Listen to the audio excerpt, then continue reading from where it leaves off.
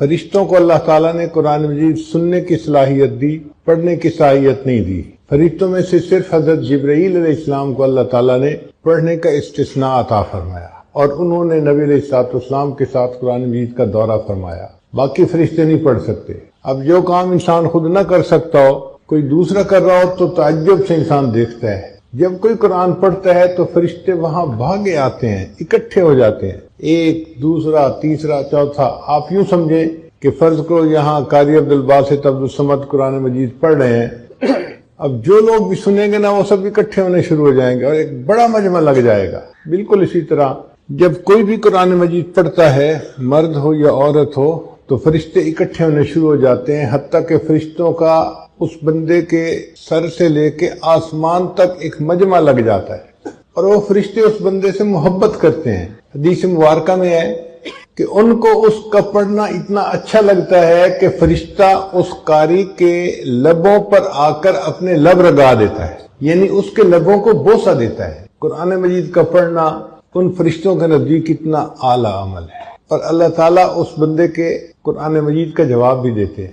چنانچہ بندہ پڑھتا ہے الحمدللہ رب العالمین، اللہ رب العزت خود جواب دیتے ہیں اس کو، حمدنی عبدی، میرے بندے نے میری حمد بیان فرمائی۔ پھر وہ اگلی آیت پڑھتا ہے، اللہ تعالیٰ اس کو بھی جواب دیتے ہیں۔ ایک ایک آیت قاری پڑھتا جاتا ہے اور اللہ تعالیٰ اس کا جواب دیتے جاتے ہیں، اور یوں قرآن مجید کی تلاوت مکمل ہوتی ہے۔ آپ غور کیجئے وہ کیسی کیفیت ہوگی کہ جس میں بندہ پڑھ رہا ہے اور اللہ رب العزت جواب دے رہے ہیں۔ اس لیے قرآن مجید کا پڑھنا ایک بہت ہی عظیم عمل ہے۔ امام اعظم امام عاصم کوفی رحمۃ اللہ علیہ، شاید ان کا یہ واقعہ ہے جو میری یادداشت میں ہے، ممکن ہے کسی اور قاری کا ہو۔ وہ مسجد نبی میں قرآن مجید پڑھاتے تھے، مگر ان کے منہ سے بہت خوشبو آتی تھی۔ سارے شاگرد حیران، حضرت الائچی استعمال کرتے ہیں یا کوئی اور خوشبو استعمال کرتے ہیں کہ منہ سے اتنی خوشبو آتی ہے۔ چنانچہ ایک طالب علم ان کے پیچھے لگ گیا، حضرت آپ بتائیں کیا استعمال کرتے ہیں، خوشبو بہت آتی ہے۔ وہ بار بار کہتے بھئی میں کچھ منہ میں نہیں ڈالتا، حضرت خوشبو بہت آتی ہے، بھئی میں کچھ نہیں ڈالتا۔ اب کچھ بچے ہوتے ہیں نا لسوڑا ٹائپ، چپک ہی جاتے ہیں، وہ بھی اسی طرح کا تھا، لگا رہا۔ حضرت آخر کوئی تو وجہ ہے، آخر یہ خوشبو کیوں آتی ہے؟ تو جب اس نے اصرار کے ساتھ پوچھا تو حضرت نے فرمایا کہ مجھے ایک رات خواب میں نبی علیہ السلام کی زیارت نصیب ہوئی۔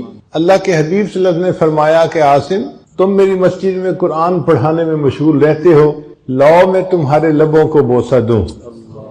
جس دن سے نبی علیہ السلام نے میرے لبوں کو بوسہ دیا، اس وقت سے میرے منہ سے خوشبو آ رہی ہے۔ تو قرآن مجید کا پڑھنا اللہ رب العزت کے ہاں بڑا مرتبہ رکھتا ہے۔ انسان قرآن مجید کو پڑھے تو محبت کے ساتھ، شوق کے ساتھ۔ ایک بات ذہن میں رکھیے کہ قرآن مجید کی محبت جس دل میں موجود ہوگی وہ بندہ ہمیشہ ہدایت پر رہے گا، وہ کبھی گمراہ نہیں ہو سکتا۔ میں آج آپ کو دو واقعات سناتا ہوں، ایک نوجوان لڑکے کے اور ایک نوجوان لڑکی کا واقعہ۔ امریکہ میں ایک نوجوان انجینئر تھا اور بڑی ٹھاٹھ کی زندگی گزار رہا تھا۔ کسی انگریز لڑکی کے ساتھ اس کا تعلق بن گیا۔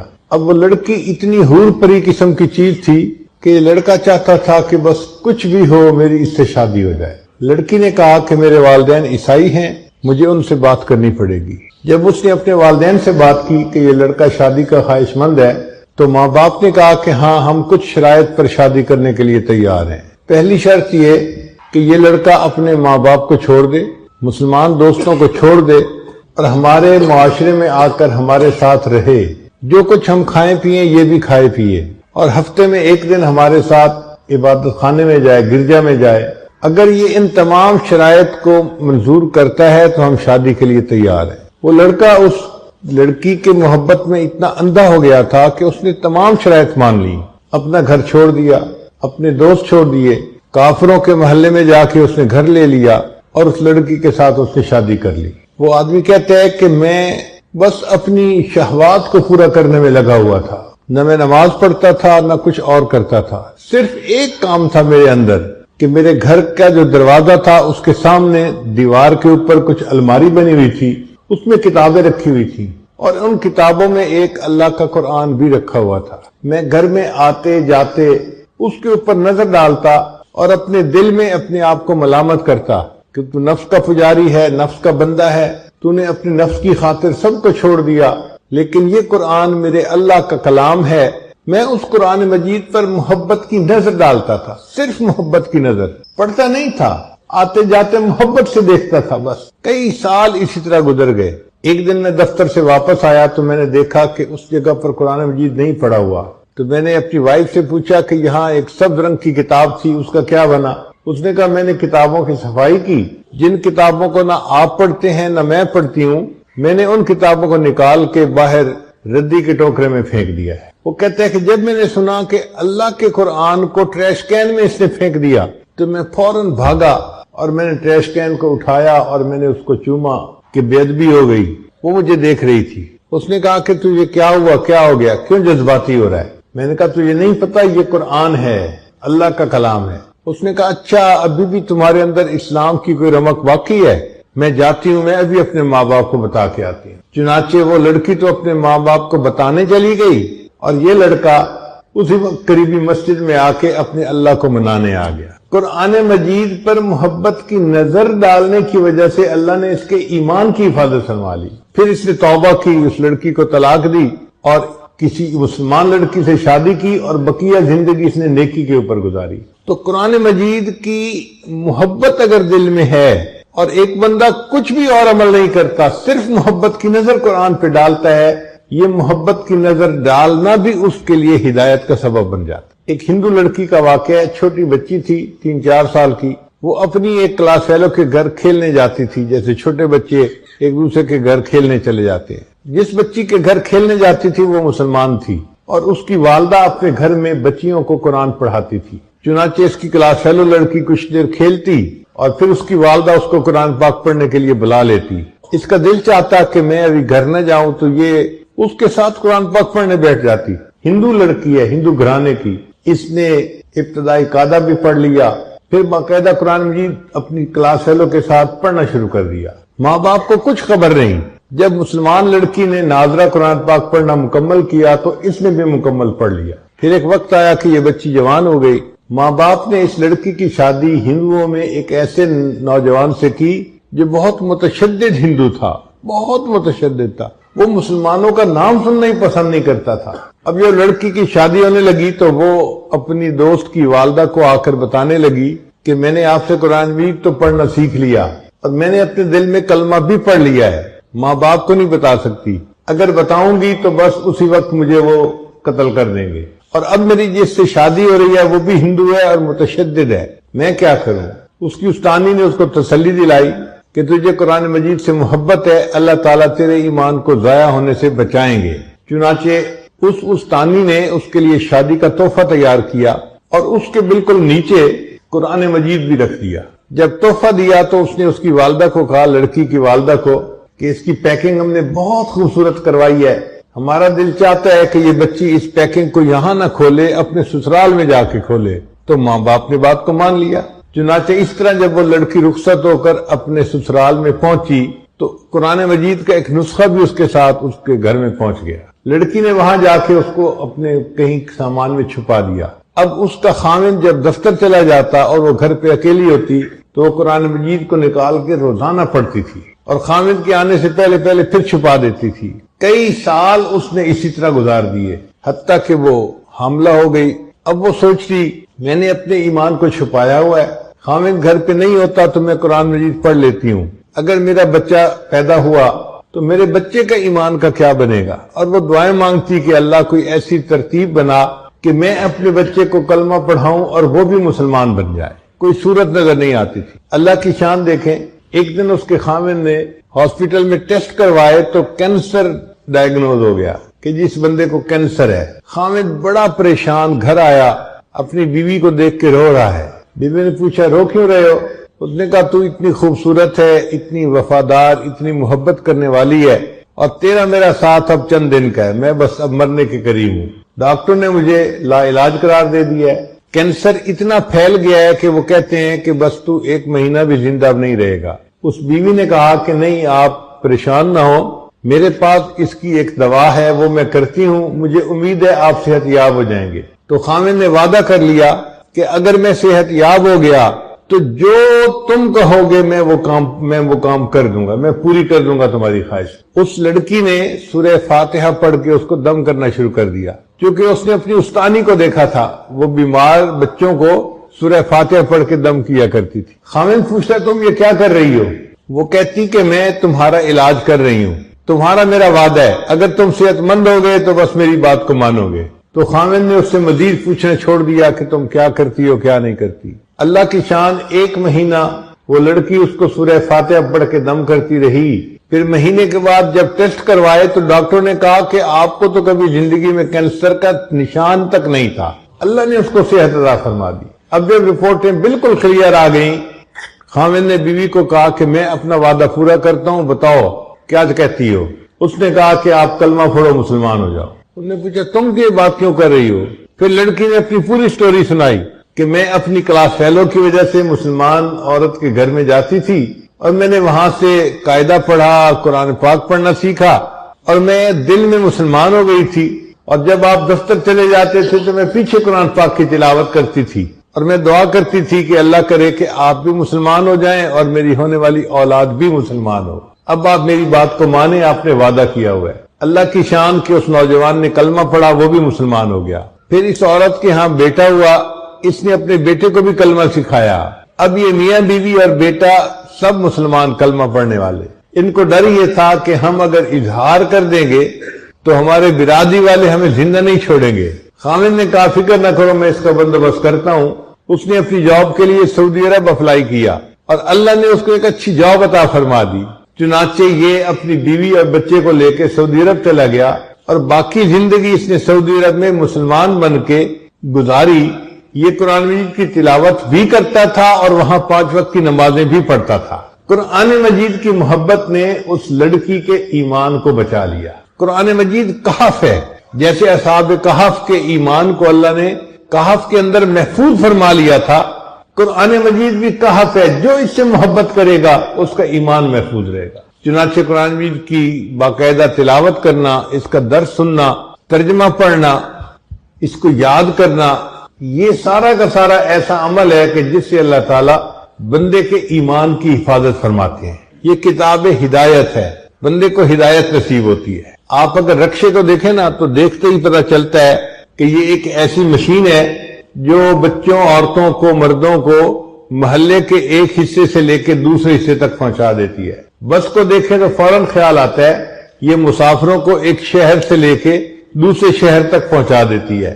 اگر آپ ٹرک کو دیکھیں تو خیال آتا ہے کہ یہ سامان ایک شہر سے دوسرے شہر پہنچاتا ہے۔ کرین کو دیکھیں تو فوراً ذہن میں خیال آتا ہے کہ یہ وہ مشین ہے جو بوجھ کو نیچے سے اٹھا کر اوپر رکھ دیتی ہے۔ قرآن مجید کو دیکھیں، فوراً دل میں یہ خیال آئے کہ یہ وہ کتاب ہے جو گرے ہوئے انسان کو اٹھا کر عرش کی بلندیوں تک پہنچا دیتی ہے۔ ان اللہ یرفع بہذا الکتاب اقواما، اللہ تعالیٰ اس کتاب کے ذریعے سے قوموں کو عزتیں عطا فرما دیتے ہیں، قوموں کو بلندی عطا فرما دیتے ہیں۔ جو بندہ جتنی ذلت کی زندگی گزار رہا ہو، قرآن مجید سے محبت کرے اور اس کو پڑھنا شروع کرے اور پھر دیکھے اللہ تعالیٰ کس طرح اس کو عزتوں کا تاج عطا فرماتے ہیں۔ یہ عزتیں دینے کے لیے آیا ہے، گرے ہوئے انسانوں کو اٹھانے کے لیے آیا ہے۔ قرآن عظیم الشان۔ سیدنا عمر رضی اللہ عنہ کا زمانہ ہے، آپ اپنے فوجیوں کو لے کے مکہ مکرمہ میں ایک پہاڑی کے اوپر چڑھ رہے ہیں۔ ایک جگہ ٹرن لیتے ہوئے آپ رک گئے اور نیچے وادی میں دیکھنا شروع کر دیا۔ اب دوپہر گرمی کا وقت ہے، سب لوگ پسینے میں شرابور، اور امیر المومنین کھڑے ہیں، ان کی وجہ سے باقی لوگ بھی کھڑے ہیں۔ کسی نے پوچھا امیر المومنین خیریت تو ہے؟ آپ کی وجہ سے اتنے لوگ دھوپ میں کھڑے ہیں۔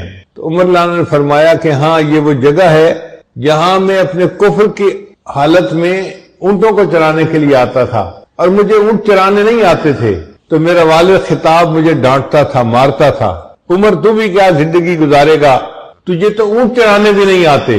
ایک وہ زمانہ تھا کہ عمر کو اونٹ چرانے نہیں آتے تھے، اور آج اسلام اور قرآن کی برکت سے اللہ نے عمر کو امیر المومنین بنا دیا ہے۔ یہ یوں اٹھاتی ہے کتاب کہ جس کو جانور چرانے نہیں آتے اس کو امیر المومنین بنا دیتی ہے۔ عزتیں عطا کرنے والی کتاب، اور یہ دلوں میں اپنا راستہ خود بنا لیتی ہے۔ آپ بتائیے دریاؤں کے راستے کبھی کسی نے بنائے؟ دریا اپنے راستے خود بنا لیا کرتے ہیں، یہ قرآن مجید رحمت کا وہ دریا ہے جو سینوں میں اپنے راستے خود بنا لیا کرتا ہے۔ مجھے اپنی زندگی میں 1 مہینہ دنیا کے مشہور قاری عبد الباسط عبد الصمد کے ساتھ امریکہ میں گزارنے کا موقع ملا۔ ہمارا ان کے بارے میں تصور یہ تھا کہ بس ایک عام سے آدمی ہے اور آواز اچھی ہے، قرآن پڑھتے ہیں، لیکن 1 مہینہ ساتھ رہنے کے بعد میں نے دیکھا کہ وہ شخص عاشق قرآن تھا۔ داڑھی کا نہ رکھنا یہ ان کا ایک علمی معاملہ ہے۔ مصر کے علماء سمجھتے ہیں کہ داڑھی ہوتی ہے صرف مرد اور عورت کے درمیان فرق کرنے کے لیے، تو اگر کوئی مونچھیں رکھ لیتا ہے تو مرد اور عورت میں فرق ہو جاتا ہے، تو داڑھی رکھنا لازم نہیں ہوتی۔ اسی وجہ سے علامہ اقبال نے بھی داڑھی نہیں رکھی، حالانکہ یہ بندہ اندر سے اولیاء کی صفات رکھنے والا بندہ تھا۔ میں نے دیکھا قاری صاحب کو ہر وقت قرآن مجید کی تلاوت کرتے تھے۔ ہمیں پتہ چلا کہ روزانہ ایک قرآن مجید پڑھنے کا ان کا روز کا معمول ہے۔ ایک قرآن مجید پڑھا، جب دیکھو قرآن پڑھ رہے ہیں، میں نے اپنی زندگی میں ان کو فالتو بات کرتے نہیں دیکھا، ایک لفظ بولتے نہیں دیکھتا۔ لوگ باتیں کر رہے ہوتے تھے، ادھر کا ٹاپک ادھر کا ٹاپک، ان کو کوئی واسطہ ہی نہیں ہوتا تھا، وہ بس بیٹھے ہوئے اپنی قرآن پڑھ رہے ہوتے تھے۔ اور اس عشق قرآن کی وجہ سے اللہ نے ان کو دنیا میں عزتیں عطا فرمائی۔ ایک مرتبہ ایک شخص نے ان سے سوال پوچھا قاری صاحب سے، قاری صاحب آپ نے بھی قرآن کا کوئی معجزہ دیکھا؟ کہا میں نے بہت معجزے دیکھے قرآن پاک، ہمیں بھی سنائے کوئی۔ تو قاری صاحب نے عجیب واقعہ سنایا، کہنے لگے یہ وہ وقت تھا جب انور سادات مصر کا پریزیڈنٹ تھا، وہ رشیا گیا تو رشیا کے لوگوں نے اسے کہا کہ کیا تم قرآن پڑھتے ہو، یہ ہماری ریڈ بک سنبھالو اور کمیونسٹ بن جاؤ، ہم تمہاری مدد کریں گے اور تمہیں ترقی یافتہ ممالک میں ہم شامل کروا دیں گے۔ تو اس نے آگے سے کچھ جواب دینے کی کوشش تو کی مگر ان کی تسلی نہ کروا سکا، تو دل میں کسک رہ گئی کہ میں نے بات کا جواب ٹھیک نہیں دے سکا۔ کوئی 1-2 مہینے کے بعد دوبارہ اس نے رشیا جانا تھا۔ قاری صاحب کہتے ہیں مجھے صدر صاحب کا پیغام ملا کہ آپ نے میرے ساتھ رشیا جانا ہے۔ میں سوچ میں پڑ گیا، قاری عبد الباسط کی ضرورت پڑے تو سعودی عرب میں، پاکستان میں، مسلمان ممالک میں جہاں اس قرآن کے ماننے والے ملتے ہیں، رشیا تو دہریوں کا ملک ہے، کمیونسٹوں کا ملک ہے، وہاں قرآن مجید سننے والا کون ہوگا؟ خیر میں تیاری کر کے ساتھ چلا گیا۔ وہاں جا کے صدر صاحب نے ان سے میٹنگ کی۔ جب میٹنگ کے بعد آپس میں گفتگو اپنی پرسنل شروع ہوئی تو صدر صاحب نے کہا کہ یہ میرے ساتھی ہیں، یہ کچھ پڑھیں گے۔ ان کو سمجھ نہ آئی کہ کیا پڑھیں گے، انہوں کا اچھا جو کر رہے ہیں کریں۔ مصر صاحب قاری صاحب کہتے ہیں کہ مجھے اشارہ ہوا کہ جی آپ ان کو قرآن سنائیں۔ ان دہریوں کے سامنے میں نے قرآن پڑھنا شروع کیا، طٰہٰ ما انزلنا علیک القرآن لتشقی الا تذکرۃ لمن یخشی۔ قاری صاحب کہتے ہیں میں پڑھتا رہا، پورا رکوع جب میں نے پڑھ کے اوپر سر اٹھایا تو میں نے دیکھا کہ 5-6 بندے ایسے تھے ان کمیونسٹوں میں جو آنسوؤں سے رو رہے تھے۔ تو صدر صاحب نے ان سے پوچھا کہ بھئی تم رو کیوں رہے ہو؟ وہ کہنے لگے کہ ہمیں نہیں پتا یہ بندے نے کیا کیا ہے، ہم اس کو نہیں سمجھتے، لیکن اس کے پڑھنے میں تاثیر ایسی تھی کہ ہمارے دلوں پہ اثر ہوا ہے اور ہمارے اوپر حقت طاری ہو گئی ہے۔ قاری صاحب کہتے ہیں میں نے اپنی آنکھوں سے قرآن کا معجزہ دیکھا کہ جو لوگ قرآن کو مانتے نہیں، خدا کو نہیں مانتے، قرآن ان کے سامنے پڑھا جاتا ہے، قرآن ان کے دلوں کو بھی گدگدا دیتا ہے۔ یہ رحمتوں کا وہ دریا ہے جو سینوں تک اپنے راستے خود بنا لیا کرتا ہے۔ تو قرآن مجید کتاب ہدایت ہے، جو اس سے محبت کرے گا اس کا ایمان محفوظ رہے گا۔ اور آج اس دجالی فتنے کے دور میں قرآن مجید کی محبت انتہائی ضروری ہے۔ اس لیے جس گھر میں ایک حافظ ہوگا وہ 10 بندوں کو لے کے جنت میں جائے گا۔ 10 بندوں کا کیا مطلب؟ عام طور پر ایک گھر کے 10 بندے ہوتے ہیں ایوریج، 2 ماں باپ اور 2 بڑے، نانا نانی یا دادا دادی، چلو وہ بھی ساتھ رہتے ہیں تو 4 ہو گئے، اور 5-6 بچے، تو اس کا مطلب کہ 9-10 کے اندر ایک ایوریج فیملی ہوتی ہے۔ زیادہ بھی ہو سکتی ہے، اولاد زیادہ ہو گئی، اور کئی کی کم ہوتی ہے تو کم بھی ہوتے ہیں، تو ایوریج عام طور پر آپ دیکھیں گے کہ ایک فیملی کے 10 ممبر ہوتے ہیں۔ تو ایک حافظ 10 بندوں کو لے کے جنت میں جائے گا، یعنی جس گھر میں کوئی بچہ یا کوئی بچی حافظ یا حافظہ ہوگی، اس گھر کے سارے لوگ اللہ کے فضل سے جنت میں جائیں گے۔ اب بتائیے کتنا سستا سودا ہے۔ اور ایک عالم 400 بندوں کو لے کے جنت میں جائے گا، اس میں کیا حکمت ہے؟ اگر ایک گھر کے 10 بچے ہیں یا 10 بندے ہیں تو ایک برادری میں تقریباً 40 گھر ہوتے ہیں جو آپس میں رشتہ داریاں کرتے ہیں، خوشی غمی میں شریک ہوتے ہیں۔ جو قریب لوگ ہوتے ہیں نا، قریب گھر، وہ 30-40 ہی ہوتے ہیں، اس سے زیادہ نہیں ہوتے. تو ایک عالم اگر ہوا تو وہ 40 گھر کے لوگوں کو لے کے جنت میں جائے گا، یعنی ایک عالم اپنی پوری برادری کو لے کے جنت میں جائے گا. اس لیے بچوں کو قرآن مجید کا حافظ بنانا، اس کا شوق دل میں ہونا چاہیے. بعض لوگوں کو دیکھا ہے وہ کہتے ہیں جی بچیوں کو حافظ نہ بناؤ. کیوں بھائی؟ اور جی بچیاں قرآن مجید بھول جاتی ہیں. بھئی بھول تو بچے بھی جاتے ہیں اور نہیں بھی بھولتی، ایسی بھی بچیاں ہیں کہ جو مسلسل یاد رکھتی ہیں. تو یہ کیا لاجک ہوئی جی کہ ان کو قرآن مجید یاد نہیں کروانا چاہیے؟ تو جی شادی کے بعد فرصت نہیں ملتی، بچے ہو جاتے ہیں، فرصت نہیں ملتی، مہینے میں 10 دن تو ویسے ہی قرآن نہیں پڑھنا ہوتا، تو بچیاں بھول جاتی ہیں، ان کو قرآن نہیں یاد کروانا چاہیے. کبھی اس آئیڈیا کو بائی نہ کریں. دیکھیں عورت کی زندگی کے 3-4 فیز ہوتے ہیں. پہلے زندگی کے 20-25 سال وہ پڑھائی کا فیز ہوتا ہے، والدین کے گھر میں رہتی ہے، کالج یونیورسٹی میں پڑھتی ہے، قرآن مجید پڑھتی ہے، عالمہ بنتی ہے، وہ پڑھائی کی عمر ہے، یہ پہلا فیز ہے. پھر دوسرا فیز اس کی شادی ہو جاتی ہے. اب شادی کے بعد اس کی اولاد ہوتی ہے، بچے ہوتے ہیں، یہ فیملی بنانے کا فیز ہے عورت کے لیے. تو عورت اپنا گھر بناتی ہے، ایک گھر کا سیٹ اپ تیار ہوتا ہے. یہ بھی تقریباً 15-20 سال کا فیز ہوتا ہے. 40 سال کی عمر تک وہ اپنے بچوں سے فارغ ہو چکی ہوتی ہے. پھر اس کے بعد ایک تیسرا فیز آتا ہے جس میں اس کے بچے بھی بڑے ہو چکے ہوتے ہیں اور گھر میں اس کی بہویں بھی آ چکی ہوتی ہیں اور وہ گھر کی ملکہ ہوتی ہے. اس وقت خاوند کے دل میں بھی جگہ بن چکی ہوتی ہے اور اس وقت یہ آنٹی جو ہے بڑی با اختیار عورت ہوتی ہے. گھر کو مدرسہ بنانا چاہے تو بنا سکتی ہے، بچوں کو دین پڑھانا چاہے تو پڑھا سکتی ہے، اس کا حکم چلتا ہے. یہ جو عمر ہے نا عورت کی 40, 50, 60، یہ ایسی عمر ہے کہ اکثر عورتیں اس میں مسلح سنبھال لیتی ہیں. جو نیک ہوتی ہیں وہ مسلح سنبھال لیتی ہیں اور جو نیک نہیں ہوتی وہ غیبتوں میں اور رسم و رواج میں اور کلر میچنگ میں لگی ہوتی ہے. لیکن اکثر عورتوں کو دیکھا کہ وہ نماز پڑھتی ہیں، درود شریف پڑھتی ہیں اور نیکی کرتی ہیں اس عمر میں. وہ بچی جو حافظہ بنی تھی اور اس نے اتنا قرآن پاک نہیں پڑھا تھا اور بھول گئی تھی، ہم نے دیکھا اس عمر میں آ کے وہ عورت اپنے قرآن مجید کو پھر تازہ کر لیتی ہے اور اس کی عمر میں یہ حصہ ایسا ہوتا ہے کہ وہ قرآن مجید کی پکی حافظہ بن جاتی ہے. اس لیے بچیوں کو ضرور حافظہ بنانا چاہیے. وہ دنیا سے جاتی ہیں تو حفظ کے نور کو ساتھ لے کے جاتی ہیں اور اس کی برکت ان کو پوری زندگی محسوس ہوتی ہے. قرآن مجید کے متعلق یہ ذہن میں رکھیے کہ جس بندے نے نیت کر لی کہ میں نے قرآن مجید یاد کرنا ہے، اگر اس نے تھوڑا سا یاد کیا، 1 صفحہ یاد کیا، 2 صفحے یاد کیے اور وہ فوت ہو گیا، حدیث پاک میں آتا ہے اللہ تعالیٰ قبر میں ایک فرشتے کو متعین فرماتے ہیں جو اسے قرآن مجید یاد کرواتا ہے. قیامت کے دن یہ حفاظ کے ساتھ کھڑا کیا جائے گا. تو قرآن مجید کی حفظ کی نیت کر لینا ہی بہت اعلیٰ عمل ہے. ہمارے برادری کے ایک نوجوان تھے، سنارے تھے، زیور بناتے تھے. ان کو قرآن مجید سیکھنے کا شوق ہوا.